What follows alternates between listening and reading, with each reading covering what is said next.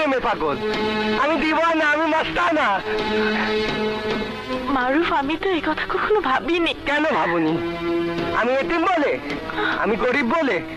না না মারুফ। না কি? আমি তো কিছুই জানতাম না।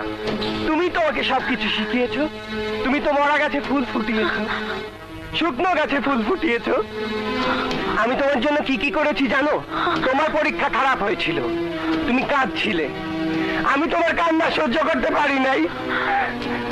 আমি রাতের অন্ধকারে লাইব্রেরিতে গিয়ে সব পরীক্ষার কাগজ পুড়িয়ে ফেলেছিলাম। কি বলছো তুমি? হ্যাঁ, ডন তোমার গায়ে হাত দিয়েছিল, আমি ওই রাতেই তাকে জবাই দিয়েছি।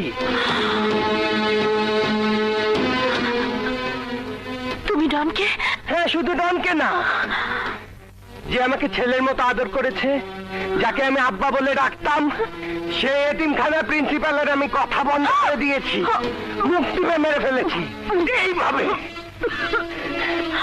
উনি বলেছিলেন নূপুর তোকে ভালোবাসে না, নূপুর আমাকে ভালোবাসে না। এই কথা আমি শুনতে চাই না। মারুফ, তুমি মানুষ খুন করেছো। তুমি কেন খুনি? তোর জন্যে, তোর জন্য খুন করেছি। হ্যাঁ, তোর জন্য আমি খুন করেছি। শুধু এই খুন নয়, এই রক্ত কার জানিস? ঢাকা থেকে আসা পুলিশের ওসির আর শাকিলের। শাকিলের? হ্যাঁ, আমি ওকে মেরে ফেলেছি। মারুফ, তুমি?